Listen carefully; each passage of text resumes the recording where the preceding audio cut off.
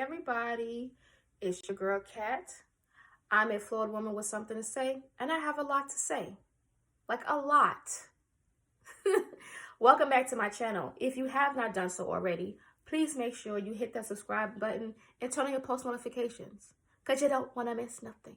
Trust me, you don't want to miss anything. In my last video, I talked about my father and my relationship, just a small little tidbit of how our relationship is. And then in my previous videos, I talked about an incident with my mom. I am going to talk about my mom a little bit more because I have more of those type of memories with her. I have memories with my father, but literally nothing really bad happened with my dad, to be honest with you guys. But before I jump in to say anything else, if you are watching my videos, and if you are watching this video, and you are going through something similar to what I went through, or something far off, because nobody have the same experiences as you, I just want you to remember and say this to yourself. I have the power because I am the power. And nobody got you like you got you. All right? All right. Now this video, it's just piggybacking off my previous videos that I talked about with my father. I'm going to be, talking about my mom. From before I lived with her, as y'all understand, I lived with my aunt and my uncle and my grandma. I lived with them. I was a kid. I wasn't a great kid, but I was a kid no less. I did shit that I wasn't supposed to do. I did shit because I wanted to do it because then I wasn't allowed to do a lot of things. I wasn't. My experience, not yours. But when I did live with my mom, it was a totally different thing because I went from being the big sister to 1 to being a big sister to 3. And I had no idea what the fuck to do. It's easy handling one personality, but to deal with not only mine, my 3 younger sisters, and my mom, and then my stepfather was there. And to this day, I still don't like this man. Like, I don't. But my mom, all I wanted was just to be with her. Like, don't get me wrong. We had some good times. We did. We had laughs. We cried a little bit, and I never really got a chance to really sit and talk with her. Like, I wish that I was able to tell her how not being around her made me feel. I wish I was able to tell her that, but I wasn't. I did write a letter to her earlier this year to mark her 11th death anniversary. Usually I write something on Facebook about her for her birthday or anything like that, but I didn't do that this year. I wrote a letter and I sent it to my dad. In the next video, that'll be a letter I'll read, but this is after I talk to Miss B. The only reason why I'm saying anything now about her is because I talked to Miss B about it. I had to get all the emotions and stuff out for me to make this video.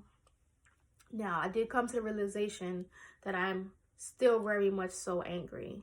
But it's not anger, it's sadness and it's hurt because I'm like, bitch, you left me. Like, you left me again. Again.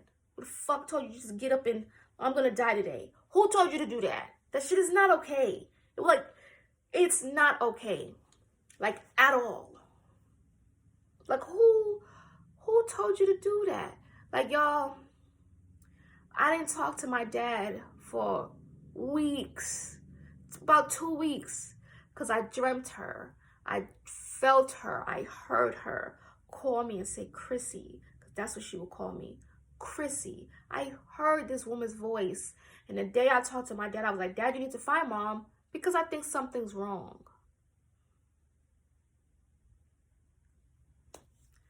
November of 2010. My dad, I think it had to be October or November of 2010. He finds her. And he said, yeah, I saw her in the market, and he'll tell you the story himself. I cussed her out. That your daughter's not trying to talk to me because she thinks something is fucking wrong with you. So you need to call her. And when my mom called me, I felt so relieved just to hear her voice and to hear her laugh. And I talked to my sisters. It felt so good, you know. And a couple weeks later, I found out I'm pregnant with my first child.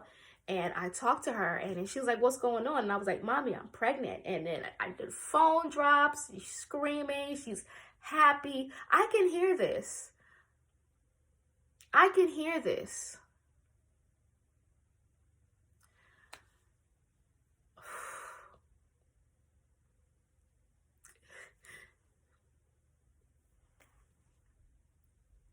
And then she dies the next month.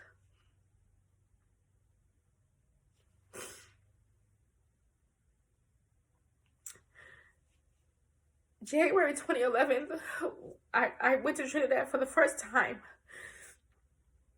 to see my mom in a casket.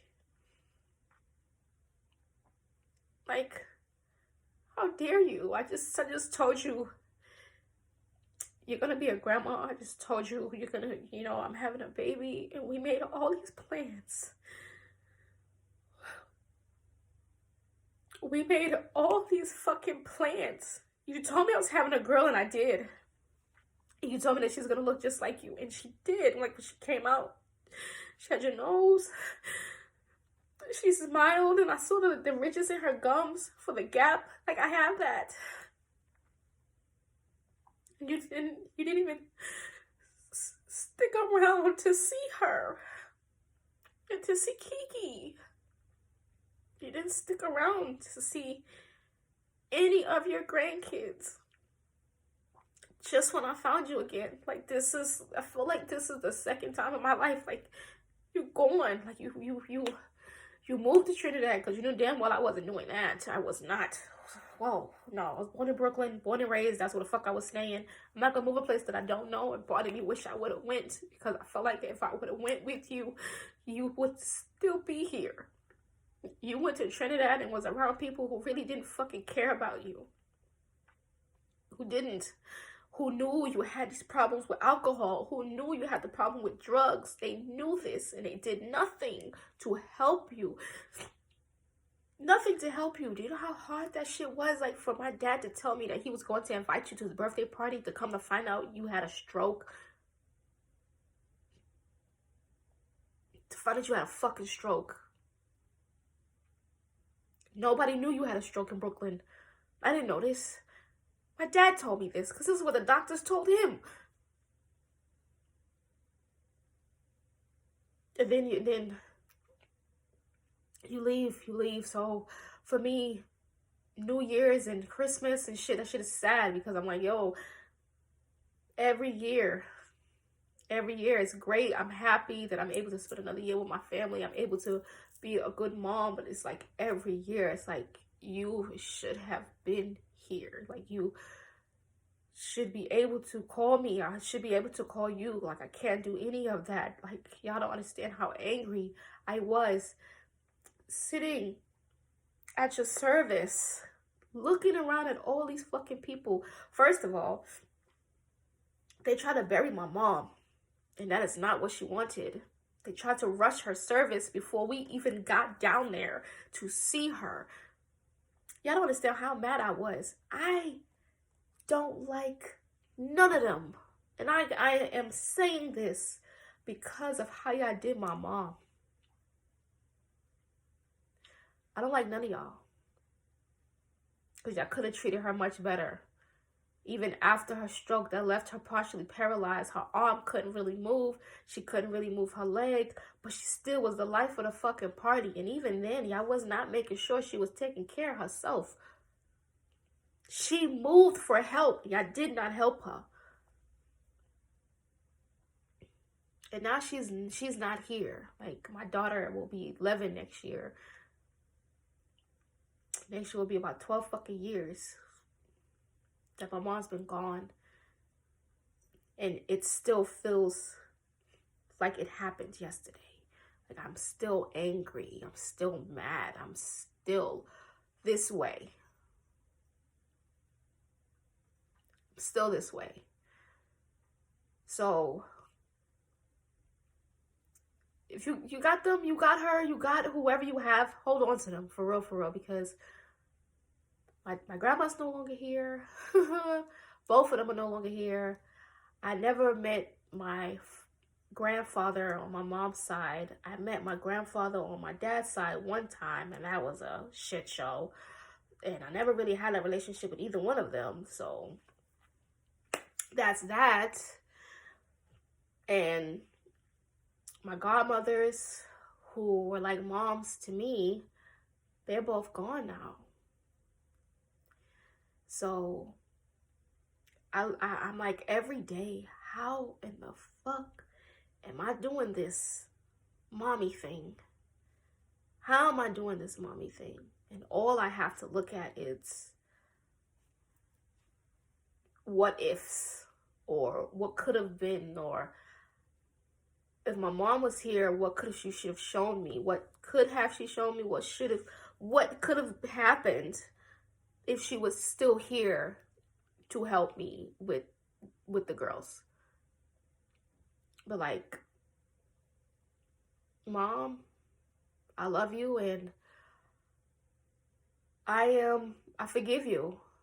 I forgive you for it all. And the only reason I'm telling all of this is to let this go and to let it out.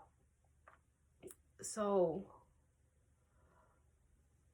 do not go on the rest of your life with regret. Do not go on the rest of your life with pain, holding on to it, because it's not a good feeling.